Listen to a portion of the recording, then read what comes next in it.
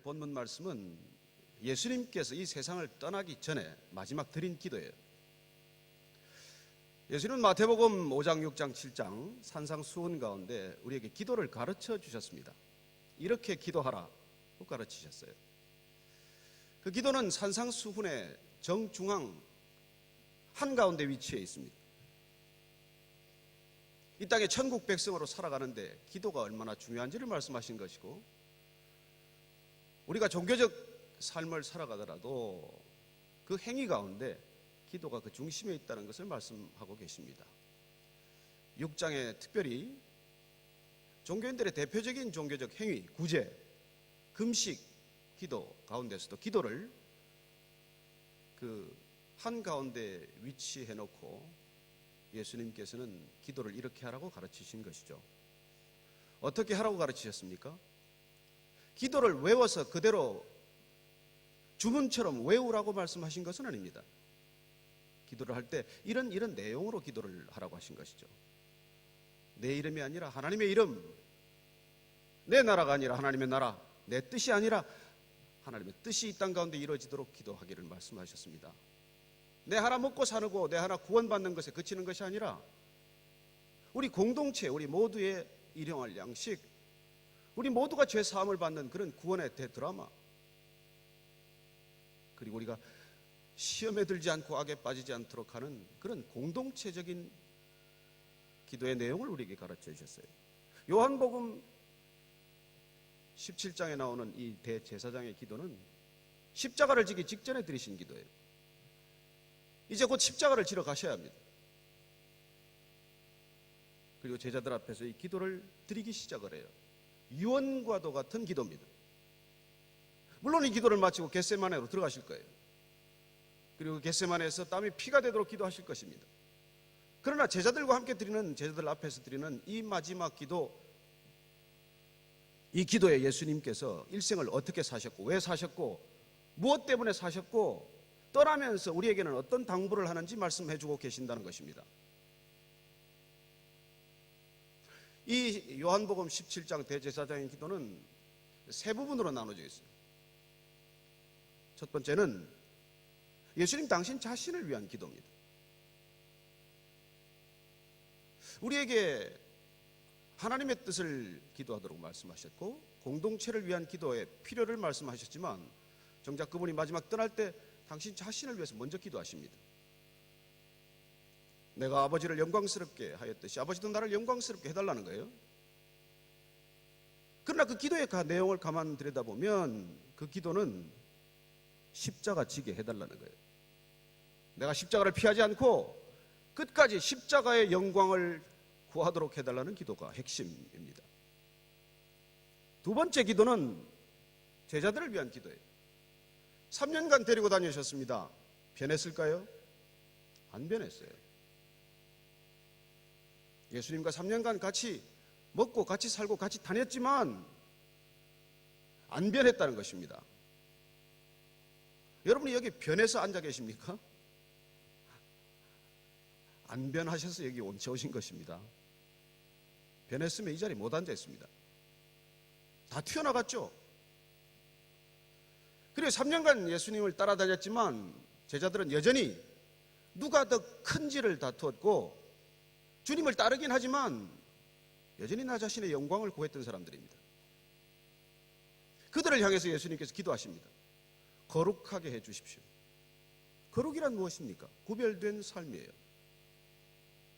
다른 사람들과 구별된 삶, 세상과 다른 방식으로 살아가는 삶, 세상의 가치관이나 인생관이나 기준이 아니라 천국 시민으로서의 가치관과 인생관과 기준을 살도록 해달라는 기도예요. 그래, 한마디로 말씀드리면 제발 세상 사람처럼 살지 않게 해달라는 거예요. 마지막 오늘 본문이 속한 이 내용은 이 사람들을 통해서, 말씀을 통해서 앞으로 크리스찬이 될 사람, 하나님을 믿게 될 사람들을 위한 기도입니다. 예수님께서 떠나시면서 앞으로 크리스찬이 될 사람들을 위해서 기도하고 계세요. 2000년 후에 믿게 된 저와 여러분 같은 사람들을 위한 기도죠. 그 기도의 내용은 뭘까요? 핵심은 하나가 되게 해달라는 거예요. 하나 되게 해주십시오. 어떻게 하나 될 수 있을까요? 오늘 말씀 읽은 대로 예수님께서 우리가 기쁨으로 하나 되기를 원하십니다. 저는 여러분들한테 말할 수 없는, 설명할 수 없는, 그러나 멈출 수 없는 기쁨이 흘러넘치기를 바랍니다. 예수님께서 그걸 위해 기도하고 계세요. 오늘 말씀을 보면 지금 내가 아버지께로 갑니다. 곧 아버지께로 갈 거예요. 그러나 내가 세상에서 이 기도를 하는 이유는 그들로 내 기쁨을 그들 안에 충만히 갖도록 해달라는 것입니다. 십자가를 지러 가는데 내 안에 지금 기쁨이 충만하다는 거예요. 이 기쁨을 믿음의 사람들도 가질 수 있도록 해달라는 것입니다. 여러분, 얼마나 놀라운 기도입니까? 저와 여러분의 인생에 어려운 일을 겪고 나서 힘든 상황 가운데서도 이런 기도를 드릴 수 있겠습니까? 어떻게 해야 우리는 이런 기도가 가능할까요? 내 상황과 조건과 관계없는 기쁨을 어떻게 해야 우리가 누릴 수 있냐는 것이죠. 왜냐하면 예수님께서 그걸 우리한테 주고자 하니까, 그걸 선물로 저와 여러분에게 주시겠다는 것입니다. 그 기쁨, 그래요. 그 기쁨이 우리 안에 없다면 우리는 지금 잘못 가고 있는 거예요. 바른 방향으로 가고 있지 않는 것입니다. 제가 새순교회에서 느끼는 것은 여러분들 얼굴에 그 기쁨이 있다는 거예요. 그런데 오늘 아침에 보니까 없는 분이 꽤 많이 오셨네.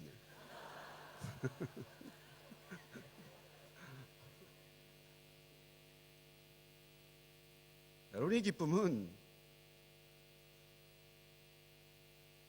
소유에 인한 기쁨이 아닙니다. 관계로 인한 기쁨이에요. 하나님과의 관계, 아버지와의 관계, 예수님과의 관계, 성령님과의 관계에서 오는 기쁨이라고 하는 것입니다. 이건 우리의 소유와 상관이 없어요. 물론 가난하면 별로 기쁘지 않아요. 그러나 많이 있다고, 부자가 되었다고, 더 많은 것을 가졌다고 꼭 기쁘냐는 거예요. 오늘 예수님께서 내가 아버지와 가졌던 관계, 내가 아버지와 창세전부터 누렸던 관계, 이 관계를 앞으로 예수 믿게 될 사람들, 크리스찬이라고 하는 사람들, 그 사람들도 알게 해달라는 그런 놀라운 기도예요. 그렇게 우리가 예수님과의 관계가 형성이 되면 뺏길 수 없는 기쁨이 우리에게 찾아오니까, 도저히 알 수 없는 기쁨이 우리를 사로잡게 되니까 그 기쁨을 갖게 해달라고 기도하는 것입니다. 그래요. 기쁨은 결코 소유가 아니라 상황에서 비롯된 것이 아니라 어떤 관계에서 비롯된 것이고 어떤 상태에서 비롯된 것이라는 그런 말입니다. 우리가 어떤 상황이 바뀌어서 기쁜 것이 아니라 우리가 아버지와의 관계에서 오는 놀라운 그 상태에서 우리에게 물밀듯 밀려오는 그런 기쁨을 맛보게 해달라는 것입니다. 여러분, 우리는 살아가면서 고난을 피할 수 없어요. 어려움을 피할 수 없습니다. 파도처럼 올 거예요. 하나 지났나 하면 또 하나 올 것이고, 문제가 하나 풀린다 싶으면 뭔가 문제가 두 가지, 세 가지 또 생기는 것이 인생입니다. 인생에 문제 없는 인생은 없습니다. 어쩌면 문제 없다고 생각하는 인생이 가장 큰 문제예요.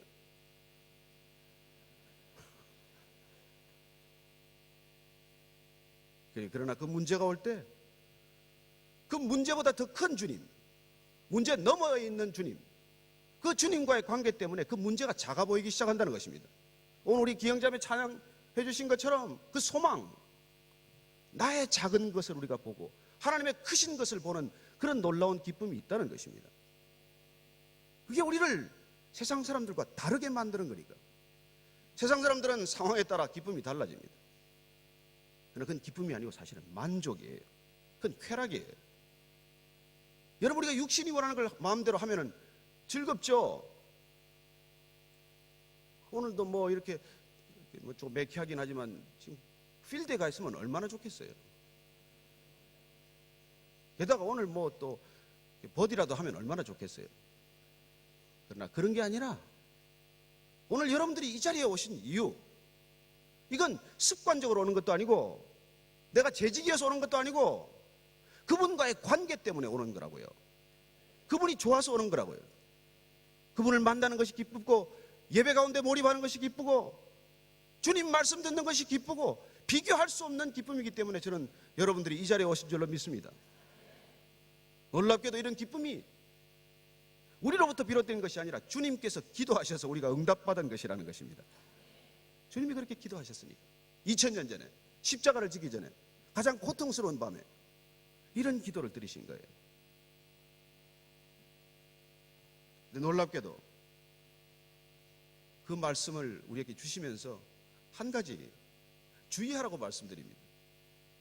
우리가 그런 말씀을 우리가 받고 그 기쁨을 우리가 누리기 시작을 하면 세상이 우리를 미워할지도 모른다는 거예요. 왜냐고요? 우리가 세상에 속하지 않았기 때문에 그렇다는 것입니다. 여러분, 크리스찬이 된다는 것은 세상에 속했던 내 정체성이 예수님께 속한 사람으로 정체성이 바뀌는 것입니다. 우리는 더 이상 세상 속에 머물러 있겠지만, 세상 가운데서 살아가겠지만, 때로 세상의 중심에 서겠지만 세상에 속한 사람이 아니라는 것을 잊지 않게 되시기를 바랍니다. 우리는 세상이 생각하는 방법으로 생각하지 않습니다. 우리는 세상이 결정하는 방식으로 결정하지 않아요. 세상이 판단하는 방식으로 판단하지 않습니다. 왜요? 기준이 다르니까. 기준이 다르니까. 오늘 아까 나 목사님 부탁하셨지만 우리는 안 될 이유를 찾는 그런 사람들이 아니라는 거예요. 우리는 될 이유를 찾는다는 거예요. 중요한 말입니다, 여러분. 크리스찬의 시각 자체는 크리스찬의 밸류가 긍정적이라는 뜻이 아니에요. 그러나 복음은 긍정적이라는 것입니다. 왜냐하면 복음은 우리를 예스 하셨으니까, 우리가 거절당하지 않았으니까, 저 같은 사람 끝까지 주님께서 노 하지 않았기 때문에 여기 이 자리에 서 있는 것입니다. 여기 계신 누구보다도 저는 설 자격이 없는 사람입니다. 여기 있는 누구보다도 죄를 많이 지은 사람이에요. 그러나 그분이 끝까지 노 하지 않고 저를 받아주고 기다려주고 참아주고 그리고 세워주고 위로하고 회복하고 여기까지 설 수 있도록 해주신 분이 우리 하나님 아버지라는 것입니다. 그분이 저와 여러분을 사랑하기 때문에 우리는 그분과의 관계 때문에 말할 수 없는 기쁨, 설명할 수 없는 기쁨, 그런 기쁨이 우리 안에 꿈틀거리는 거예요. 그런데 그렇게 기쁨 때문에 그냥 속없이 실실실 웃고 다니면 세상 사람들 싫어해요. 저 왜 저러나 제가? 왜 저렇게 웃고 다녀 저 사람? 보니까 애도 떨어졌다더만. 뭐 남편도 뭐 정년퇴직했다나? 뭐 근데 왜 저렇게 웃고 다녀? 이게 여러분 싫은 거예요. 사람들이 볼 때는. 우리가 세상에 속하지 않았기 때문에, 세상과 다른 삶을 살기 때문에, 세상이 좋아하는 것을 좋아하지 않고, 세상이 무시하는데 개의치 않고, 세상이 인정해 주지 않는데도 목마르지 않기 때문에 그게 싫은 거예요. 예수님께서 우리에게 기도하면서 제발 그들도 세상에 속하지 않은 사람으로 살아내라는 거예요. 기독교의 위기란 무엇입니까? 세상처럼 변했다는 거예요. 교회 위기는 무엇입니까? 세상의 기준이 들어왔다는 거예요. 저는 어쩌면 여러분들이 재직을 세우지만 가장 자격 없는 사람을 주님은 원하시는지도 몰라요. 고린도전서를 보면은 바울파, 아볼로파, 무슨 파파 할 때 사도 바울이 뭐라고 말합니까? 나는 물 심었고 아볼로는 물 주었지만 자라게 하시는 분은 하나님 한 분이시다고 말합니다. 그리고 그분만이 우리를 자라게 하실 거예요. 여러분들이 뽑든 안 뽑든 하나님께서 자라게 하실 것입니다. 하나님은 가장 자격 없는 자부터 자라게 하실 것입니다. 우리 눈으로 볼 땐 자격이 없지만 하나님 눈으로 보기에는 저나 여러분이나 누구도 자격 없기는 마찬가지예요.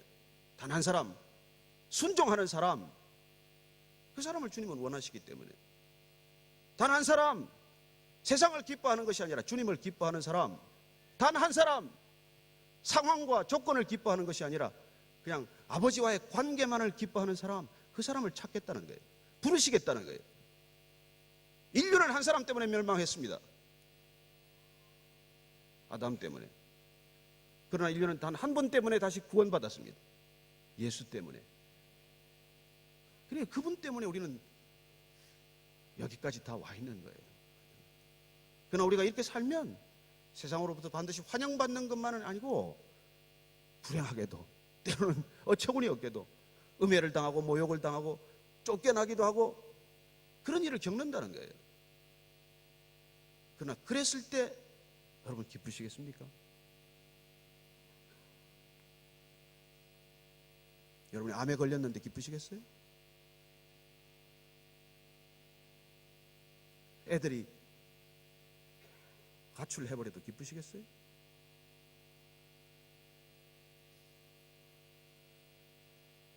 일껏 호주에 꿈을 쫓아왔는데 된 것이 하나도 없어도 기쁘시겠어요? 그렇게 중보기도 하고 순식구들하고 기도했는데 영주권이 안 나와도 기쁘시겠어요? 예수님이 주시고 싶어하는 기쁨은 그래도 기뻐할 수 있는 기쁨이라는 거예요. 그래도 비록 그리 아니할지라도, 비록 내 기도가 응답되지 않았을지라도, 비록 지금은 내가 알 수 없을지라도, 비록 지금은 내가 이해할 수 없는, 받아들일 수 없는 고난 가운데 있을지라도 그래도 기뻐할 수 있는 기쁨, 그걸 주시고 싶어 하세요. 받으세요. 받아가세요. 제발 누리세요. 예수님께서 어떻게 해서 십자가까지 걸어가시겠어요? 마태복음 3장 15절 이하를 보면 요단강에서 세례받고 올라오십니다. 하늘이 열렸어요. 성령이 비둘기같이 임하세요. 소리가 있어 가로되 이는 내 사랑하는 아들이요 내가 기뻐하는 자라고 말씀하십니다. 그 사랑, 그 기쁨, 흔들리지 않는 사랑, 변하지 않는 사랑, 변하지 않는 기쁨, 그 기쁨으로 예수님께서 3년간 걸어오신 거예요. 십자가까지 걸어가시는 것입니다. 한 번도 의심해보지 않은 사랑, 한 번도 빼앗기지 않은 그 기쁨, 그걸 가지고 끝까지 가시는 것입니다. 어디로? 왕궁으로? 성공의 사다리를 타고 높이 높이? 아니요. 십자가까지, 가장 낮은 곳까지 기쁨으로 갈 수 있다는 것입니다. 저는 여러분들이 교회 와서 이 기쁨을 가득 안고 돌아갈 수 있게 되기를 바랍니다. 한 주간 동안 이 기쁨으로 살아낼 수 있는 놀라운 능력의 기쁨이 되기를 바라는 것입니다. 왜 예배드립니까? 왜 말씀 듣습니까? 왜 기도합니까? 이 기쁨을 우리가 채워지기 위해서, 차고 넘치는 이 기쁨, 그럴 때 우리는 세상을 넉넉히 이기게 될 줄로 믿습니다. 세상을 우리가 어떻게 이겨요? 우리는 이길 수 있는 조건이 단 하나도 없습니다. 그러나 우리가 서로 사랑하고 서로 기뻐하고, 그리고 이 놀라운 기쁨이 우리 안에 차오르면 세상은 신기하게 여기기 시작할 거예요. 그 기쁨의 이유에 대해서 관심을 갖기 시작할 거예요. 왜 기쁜가? 왜 저 사람들을 사랑하는가? 왜 하나가 되는가? 그러면 사실 이웃사랑 축제 따로 안 해도 내년엔 안 할 수 있게 되길 바랍니다. 여러분, 애들이 재미나게 놀기만 해도 친구들이 찾아와요. 그런데 일껏 우리가 전도 집회에서 데려다 놓고 우리가 싸우고, 우리가 시험 들게 만들고, 우리가 떠나게 하면 다시는 그분 교회로 안 돌아옵니다. 제가 최근에 그 교회를 시작했는데 20년 동안 교회를 떠났던 형제가 하나 돌아왔어요. 자기는 죽어도 교회 안 가려고 결심했다는 거예요. 교회가 쪼개지는 과정에서 너무 어릴 때 상처를 받아가지고. 그렇게 된다는 것입니다.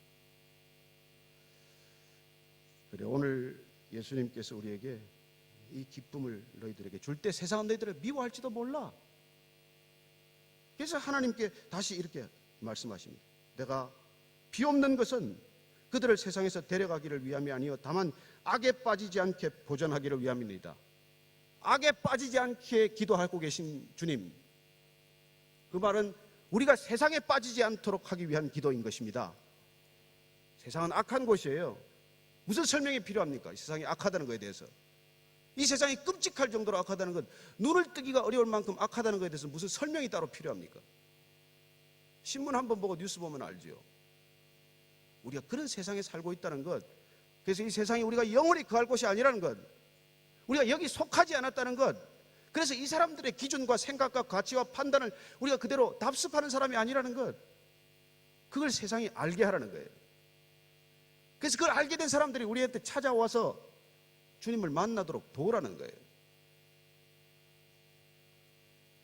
마치 마케도니아로 건너와서 너희들이 도우라, 사도 바울을 불렀던 것처럼 주님께서는 우리 각자를 부르셨어요.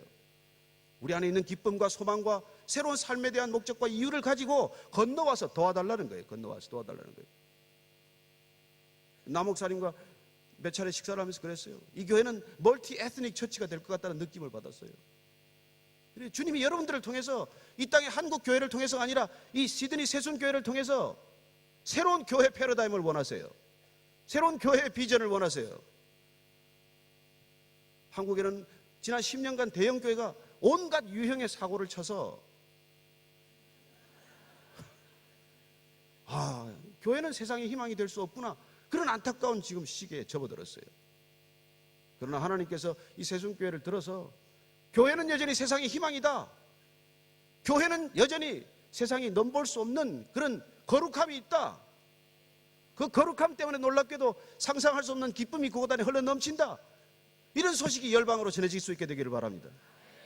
저는 여러분들의 사역을 통해서, 섬김을 통해서, 희생과 헌신을 통해서 그런 놀라운 교회의 원형, 주님이 꿈꾸시고 주님이 이 땅에 끝까지 세우시고자 하는 그런 교회가 되기를 축원합니다. 예수님께서 그러면 세상은 싫어할지도 모른다는 거예요. 각오하십시오. 여러분들 세상이 좋아하지 않습니다. 그러나 그 세상이 싫어하는 까닭은 내가 16절에 보니까 내가 세상에 속하지 아니함 같이 그들도 세상에 속하지 않았기 때문입니다. 그리고 우리가 환영받고 우리가 타협하고 적당히 살면 관계는 좋을지 몰라요. 그러나 주님이 그걸 원하시는 건 아닙니다. 우리는 탁월할 거예요. 그러나 미움받을지도 몰라요. 우리는 놀랍게도 세상에 새로운 소망과 비전을 선포할 거예요. 그러나 그것 때문에 뒤에서 음해 당할지도 몰라요. 그러나 안심하십시오. 주님께서 산성처럼 바위처럼 지키십니다. 그분만이 우리의 피할 바위십니다. 우리가 무엇을 바라볼 때 도움이 어디서 오겠습니까? 우리의 눈을 들어 산을 바라본 적 오직 도움이 주님께로부터만 온다는 고백, 그 고백을 날마다 올려드리시게 되기를 축원합니다. 우리의 도움은 사람에게 오지 않습니다. 우리의 기쁨은 세상에서 오지 않습니다. 우리의 기쁨은 하나님께로부터만 온다는 것입니다. 예수님께서 그들을 진리로 거룩하게 해주십시오. 진리라는 하나님의 말씀입니다. 그래 그 말씀이 차오르면 우리 안에 놀랍게도 새로운 형언할 수 없는 용기와 내 야망과 탐욕이 아니라 하나님의 꿈과 비전과 그리고 세상의 쾌락과 즐거움이나 만족이 아니라 하나님의 기쁨이 우리한테 차오른다는 것입니다. 바울이 이 고난 가운데서도, 엄청난 고난 가운데서도 우리에게 선포합니다. 항상 기뻐하라, 쉬지 않고 기도하라, 범사에 감사하라, 이는 그리스도 예수 안에서 너희를 향하신 하나님의 뜻이니라. 기뻐하는 것은 명령형이에요. 우리가 선택할 수 있는 상황이 아닙니다. 기뻐하라는 거예요. 조건과 상황과 어떤 것에 구애받지 않고 기뻐하라, 기뻐하기로 결정하라, 기뻐하기로 결단하라, 날마다 기쁨을 선포하라. 이게 명령이에요. 명령. 하나님께서 명령하시는 건 우리가 내버려 두면 안 하기 때문에, 그래서 명령하시는 거예요. 그래요. 하나님께서 우리를 그렇게 기뻐하시기 때문에 하나님은 원래 우리를 기뻐하셨다고 말씀하십니다. 하박국 선지자를 통해서 말씀하셨습니다. 비록 무화과 나무가 무성치 못하고 포도나무에 열매가 없고 감람나무에 소출이 없고 밭에 식물이 없고 우리의 양이 없고 외양간에 소가 없을지라도 우리는 구원의 하나님으로 인하여 즐거워하고 여호와로 인하여 기뻐할지니라.